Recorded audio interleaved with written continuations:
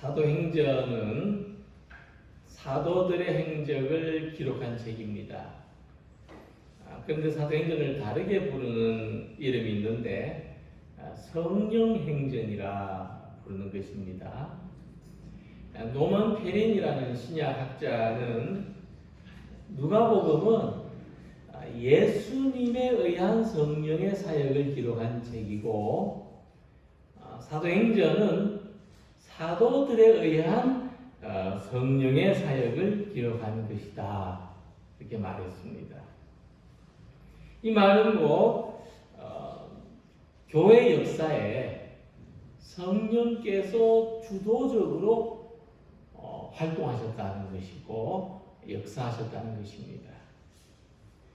그래서 교회는 언제나 그랬듯이 성령의 능력 안에 있는 공동체입니다. 만약 교회와 성도들에게 성령 충만함이 없다면 바람 빠진 풍선과 같을 것입니다. 제 역할을 못한다는 겁니다. 제 기능을 할 수 없다는 겁니다. 그래서 성령 충만을 받는 것은 어떤 우리의 그 신앙의 마지막 장식용으로 필요한 것이 아니라 신앙생활을 시작하는데, 출발하는데 반드시 필요한 것입니다. 우리 기독교 역사는 성령님의 오심으로 시작되었습니다. 그리고 성령님의 역사로 진행되었습니다. 그래서 사도행전 1장 8절에서는 놀라운 말씀을 전해주고 있습니다. 오직 성령이 너희에게 임하시면 너희가 권능을 받고 예루살렘과 온 유대와 사마리아와 땅 끝까지 이르러 내 증인이 되리라 하신 말씀입니다. 자, 하나님께서는 땅 끝까지 복음을 전하는 이 놀라운 사명을 우리들에게 맡겨주셨습니다. 우리들을 보고 이 일을 하라고 말씀하십니다. 그러니까 교회와 성도들이 성령의 충만함 가운데 진행할 때는 하나님의 크고 놀라운 역사를 이루어갈 수 있고 바라볼 수가 있게 되는 것입니다. 그러나 우리 성도들이 성령의 충만함이 없이 사람의 뜻과 생각으로 이끌어갈 때는 교회는 어김없이 분열, 갈등의 역사를 보이고 말았습니다. 자, 그렇다면 왜 교회는 성령이 충만한 공동체여야 하는가? 이 이유를 질문해 볼 수가 있고 답을 얻을 수가 있겠습니다. 교회는 오순절 성령의 강림하신 사건으로 시작되었기 때문입니다. 그래서 우리는 성령의 임재 안에서만 진정한 교회의 모습을 가질 수가 있습니다. 성령이 떠난 교회는 생명을 잃은 교회고, 성령이 떠난 그리스도인은 살아있다고는 하지만 무기력한 그리스도인입니다. 그렇다면 이 성령이 충만한 공동체의 가장 두드러진 특징이 무엇이냐? 오늘 함께 읽은 말씀을 보니까 기적과 이사가 나타났다 하는 것입니다. 그것도 많이 나타났다고 하는 것입니다. 기적과 표적이 나타나는 교회. 오늘 우리 교회가 성령의 충만함으로 말미암아 기적과 표적이 놀라운 일이 많이 나타나는 교회가 되기를 소망합니다. 오늘 우리 성도님들의 삶이 성령의 충만함으로 말미암아 우리 성도님들의 삶에서 놀라운 일들이 많이 나타나기를 축원합니다. 자, 그러면 무엇이 성령 충만한 것이고 또 성령 충만하여서 놀라운 일이 나타난다는 것은 무엇을 말하는지 오늘 함께 읽은 말씀을 통해서 생각해 보도록 하겠습니다. 자, 먼저 44절 보니까 믿는 사람이 다 함께 있었다 그렇게 말씀했습니다. 자, 기사와 표적이 많이 나타나는 그 가운데 믿는 사람이 다 함께 있었다는 이 말씀이 있는 것입니다. 여기서 이 다 함께 있었다는 이 말씀은 어떤 우리 교회 공간 안에 단순히 몸만 함께 있었다는 것이 아니고 이 모인 사람들의 몸과 마음이 함께 있었다는 겁니다.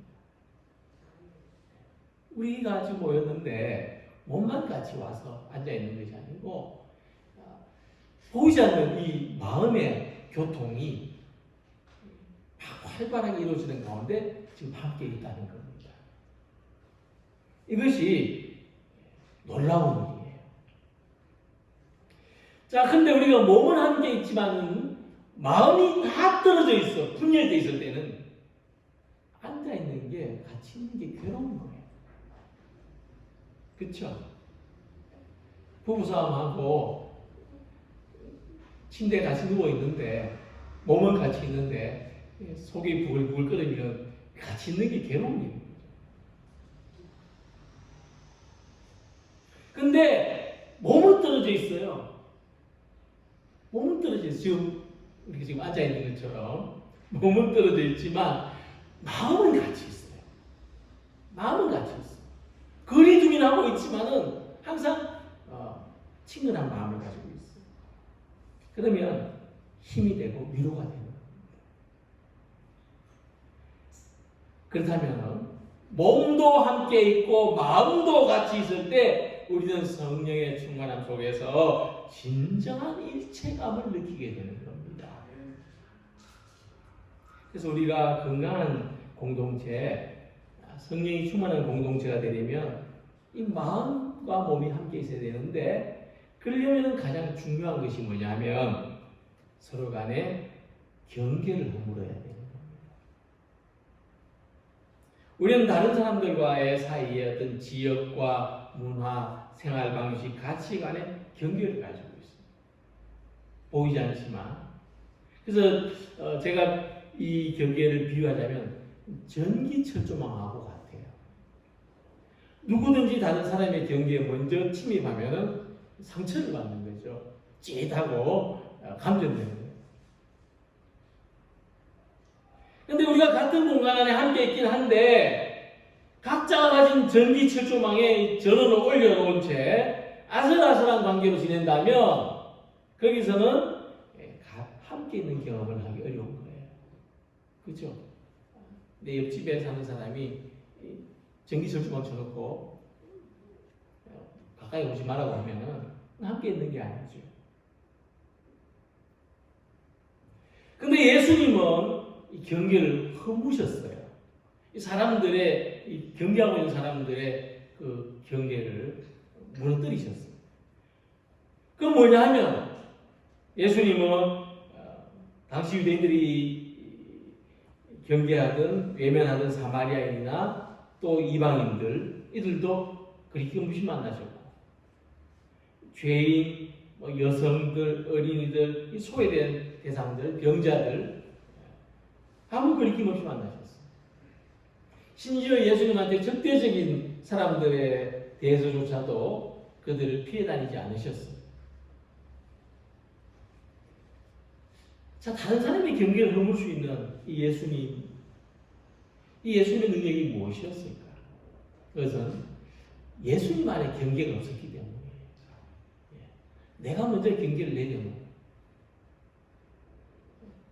두 사람이 새벽에 전장에서 마주쳤는데 내가 총을 내려놓은 상대도 총을 내려놓는 거죠. 그 용기가 있어야 되는 거죠. 먼저 경계를 넘을 수 있는 용기. 먼저 사람들한테 다가갈 수 있는 용기. 다른 사람이 쳐놓은 전기철조망에 찔이 감전되더라도 그걸 두려워하지 않고 다가갈 수 있는 용기. 그 경계를 허무는 용기가 우리들에게 필요한 거죠. 그래야 우리는 일체감을 얻을 수 있고 몸과 마음이 함께 할 수가 있는 것입니다. 그래서 예수님은 오히려 하나님의 잃어버린 사람들에게 다가가는 사명이 있으셨기 때문에 경계를 허물고 말씀하시기를 인자가 온 것은 잃어버린 자를 찾아 구원하려 함이라고 하셨습니다. 그러니까 예수님은 다른 사람에 대한 경계를 가지지 않으셨어요. 이념, 인종, 지역 이걸로 사람을 차별하거나 구분하지 않으셨습니다. 그래서 예수님 만나는 사람들이 다 순전한 기쁨이 있었습니다. 예수님 만나면 어른이나 아이나 다 기분이 좋았어요. 46절에 표현된 것처럼 성령이 충만한 공동체 안에는 기쁨과 순전한 마음이 있습니다. 그들이 기쁨과 순전한 마음으로 음식을 먹었다 했습니다. 그러니까 초대교회 성도들이 기쁨과 순전한 마음을 가지고 함께 했습니다. 하나님을 예배할 때 기쁘고 순전하게 온전한 제사를 드리는 것처럼 하나님을 예배하는 것에 모든 것이 집중되는 것처럼 우리는 같이 있는 것만, 서로 얼굴을 보는 것만으로도 감사할 수 있는 공동체가 되기를 원합니다. 사람들이 교회 나올 때 기대하는 것이 있죠. 우리가 위로는 하나님을 경험할 예배를 드리는 거지만 아래로는 사람들 사이에 친밀함을 경험하는 겁니다. 오늘 최소한 두세 사람하고 아주 반갑게 손잡고 인사 나누고 우리가 이런 기대가 우리 속에 있고 어떤 이런 충만함이 우리 속에 필요한 것이죠. 우리는 성령의 충만함 안에서 서로를 향한 따뜻한 애정과 신뢰를 경험하는 공동체가 되어야 합니다. 우리가 서로 사랑의 범위를 넓혀야 됩니다. 성도들의 모임이 있는 곳마다 이야기꽃이 피어나고 웃음꽃이 넘쳐나야 합니다. 그러기 위해서 우리 각자가 가진 이 인간적인 마음, 경계심을 넘어설 수 있는 성령의 충만함을 입으시기 바랍니다. 교회 안에서 우리 각자의 역할을 다르지만 우리 한 마음 한 뜻이 되는 경험, 이 친밀한 사랑의 터 위에 교회를 세우는 우리 모두가 되시기를 소망합니다. 또 함께 읽은 말씀을 보면은 초대교회 성도들이 함께 지내는 동안 무엇을 했는지 알 수가 있습니다. 그들은 성전에 모이기를 힘쓰고 집에서 떡을 나누며 음식을 먹었다고 말씀했습니다. 날마다 마음을 같이 하여 성전에 모이기를 힘쓰고 집에서 떡을 떼며 기쁨과 순전한 마음으로 음식을 먹었다. 근데 그들은 이 기쁨과 순전한 마음으로 음식을 나누기 전에 또 다른 모습이 있었어요. 그것은 물건을 함께 사용했다는 겁니다. 심지어 자기 소유까지도 서로의 필요에 따라서 나누어 주었다는 것입니다. 그러니까 이들이 모일 때 이번 주는 A 성도의 집에서 모였으니까 다음 주에는 B 성도의 집에서 모여요. 그래서 공평하게 차례를 정해서 네가 짜장면 사면 나도 짜장면 사고 너도 짜장면 사야 돼. 이렇게 음식을 나눠 먹지 않았다는 겁니다.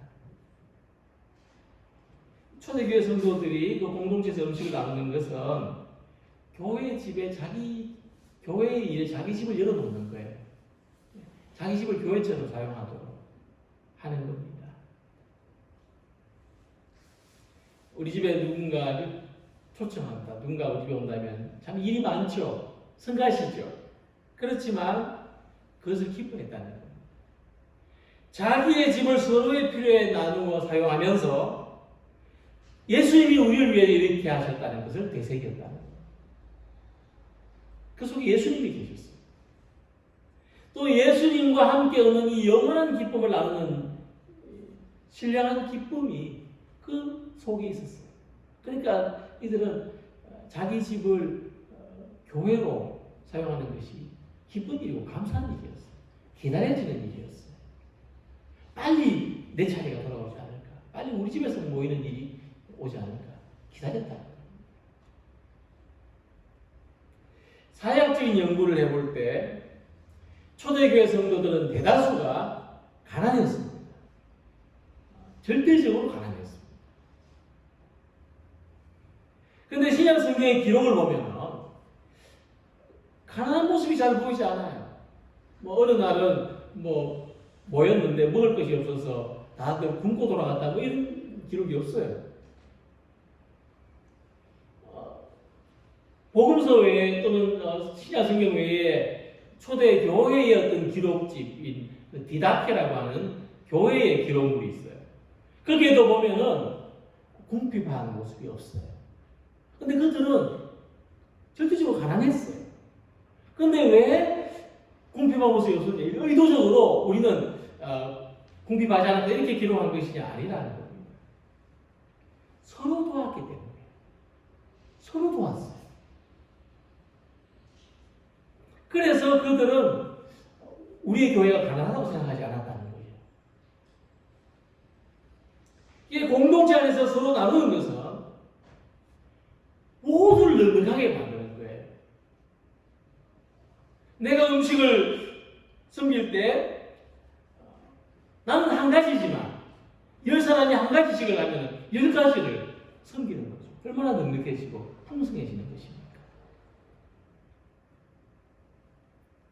그러니까 우리가 각자의 것을 아끼지 않고 공동체 안에서 서로 나눌 수 있을 때 우리 모두가 풍성해지는 겁니다.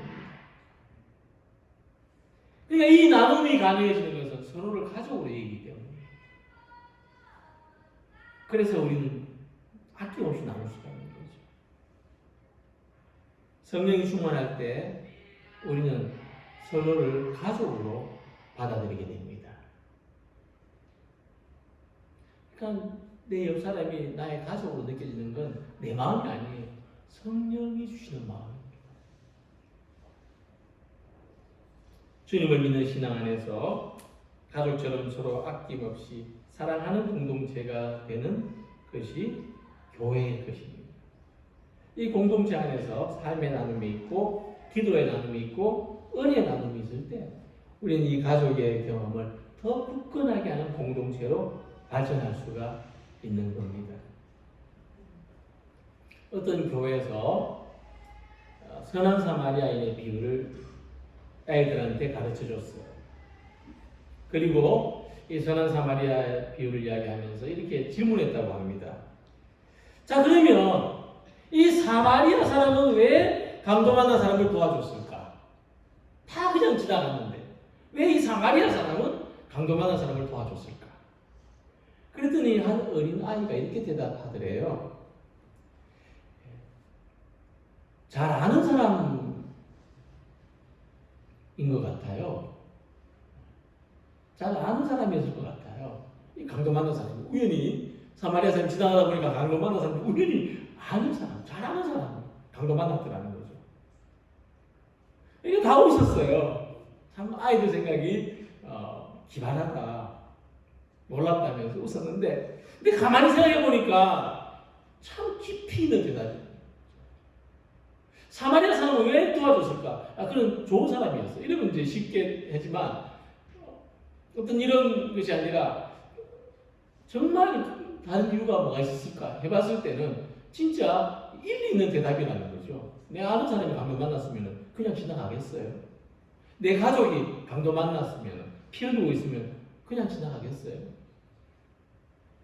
그러니까 고통을 당하는 사람이 나하고 무관한 사람이 아니고 나하고 잘 아는 사람이라고 생각할 때 그냥 지나칠 수 없고 도울 수밖에 없는 거죠. 자연스럽게 되는 거예요. 성령이 충만할 때 나하고 무관한 사람이 내 가족처럼 보이고 성령이 충만할 때 우리 안에 이 가족적인 나눔이 있다는 겁니다. 밭에서 깻잎 따다가도 성령이 충만하면 막 나눠주고 싶은 사람이 막 떠오르는 거죠. 집에 오는 길에 일부러 가서 나눠주고 오죠. 그러니까 성령이 충만한 공동체는 나눔이 넘치는 공동체가 될 수밖에 없어요. 그래서 하나님의 은혜는 추상적이고 초월적인 것만으로 나타나지 않습니다. 하나님의 은혜는 우리 삶을 통해 나타나요. 우리 나눔의 수고를 통해 나타납니다. 내 주위 사람에 대한 관심을 통해서 나타나는 것이 하나님의 은혜입니다. 우리가 공동체 안에서 어떤 나눔이 필요한 어떤 사람이 발견되고 보인다면 하나님이 나를 은혜의 자리라고 부르시는구나. 하나님이 나한테 은혜 주시려고 부르시는구나. 이렇게 여기시기 바랍니다. 하나님의 은혜는 나눔 속에서 경험돼요. 우리가 이 자리가 아무리 은혜로운 자리라도 지금 옆 사람하고 싸워가지고 옆에 같이 그냥 불편하게 앉아있으면 은혜 안 돼요.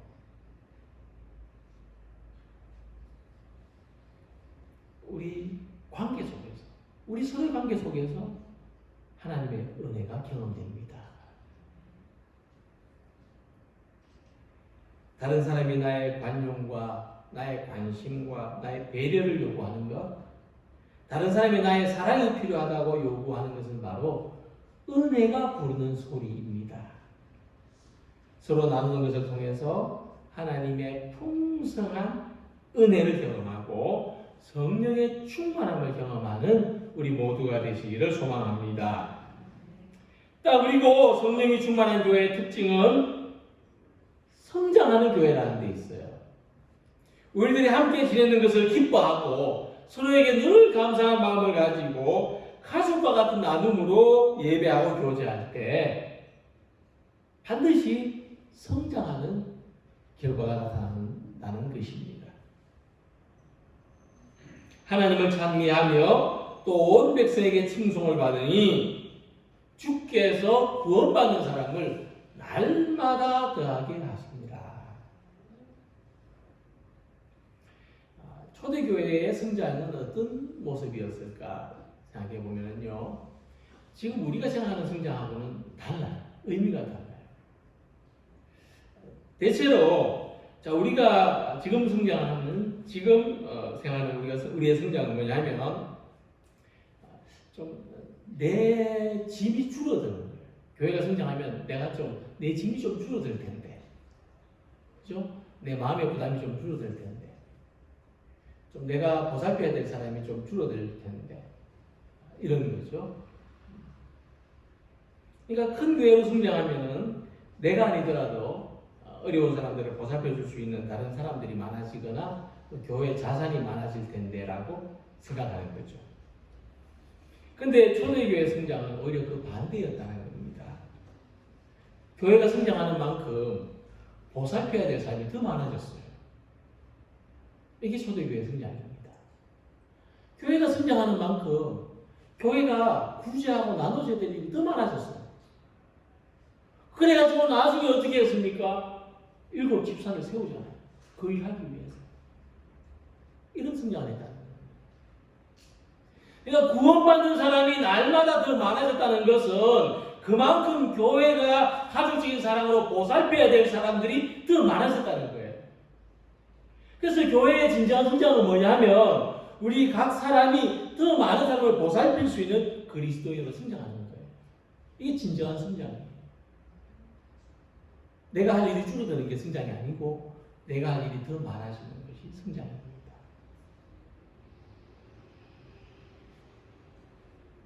더 많은 사람들을 보살피는 것이 성장으로 우리가 받아들인다면, 초대교회 성장이 이런 모습이었다는 것을 이해한다면 당연히 교회 성장은 교회 의자리 밖을 넘었습니다. 교회 안에 있지만은 우리는 교회 바깥에 있는 사람들을 보살필 수 있는 그런 더 성숙한 모습의 공동체가 되는 거예요. 그래서 성령의 충만을 받으면 이 교회 의자리 밖을 넘어서서도 나가서 복음을 전할 수 있고, 나가서 봉사를 할 수 있고, 나가서 보살필 수가 있는 거죠. 우리가 성령이 충만하지 않은데 지금보다 더 많은 일을 해야 되고, 지금보다 더 많은 헌신을 해야 되고, 지금보다 더 많은 사람을 보살펴야 된다면 참 부담스러울 거예요. 교회 앉아 있는 게 참 힘들 거예요. 그런데 우리가 교회에서 만나는 다른 사람들은 결국 하나님께서 우리 자신을 성장하게 하시고 이 교회를 성장하게 하시기 위해서 만나게 해주신 대상이에요. 그렇지 않다면 우리 다른 사람 필요 없어요. 나만 있으면 되지. 그러니까 우리 서로는 하나님께서 우리 자신의 성장과 교회 성장을 위해서 만나게 해주셨다는 거죠. 그래서 우리 각 사람이 성령으로 충만할 때에 보살피는 일들, 봉사해야 되는 일들을 내가 성숙하는 과정으로 받아들일 수가 있는 거죠. 정말 그래요.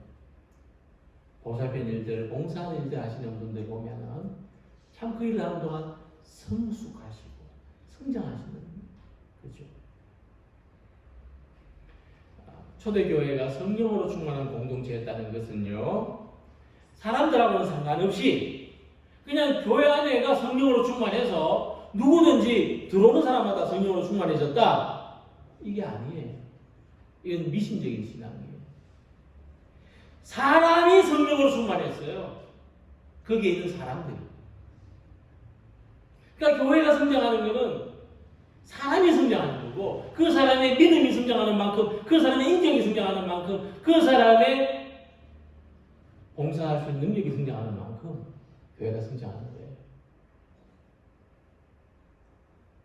우리는 최근에 이상한 제자 훈련, 이상한 치유 사역으로 기형적인 성장을 추구했던 어떤 교회 소식을 듣습니다. 꼭 또 보면은 이런 데서 문제가 생겨요. 그럼 그들이 건강한 성장을 추구한 게 아니고 기형적인 성장을 추구했다는 거예요. 우리가 성장해야 되는데 이상하게 성장하면은 그게 걱정거리죠. 기형적인 성장은 즐거운 경험이 아닙니다. 하나님의 영광이 될 수도 없어요. 진정한 성장은 교회 바깥에 있는 사람들이 교회를 칭찬하고, 교회 바깥에 있는 사람들이 하나님께 영광을 돌리는 가운데 이루어지는 거지, 저 예수님 사람 좀 이상하다, 저거 상식적이 아니다, 이런 뉴스가 나오는 데서는 건강한 성장이 아니에요. 그래서 기형적인 성장을 추구하는 데는 불편이 따르고 부담이 따라요. 그러나 건강한 성장을 위해서 우리가 수고하는 것은 전혀 불편하고 부담스러운 일이 아닙니다.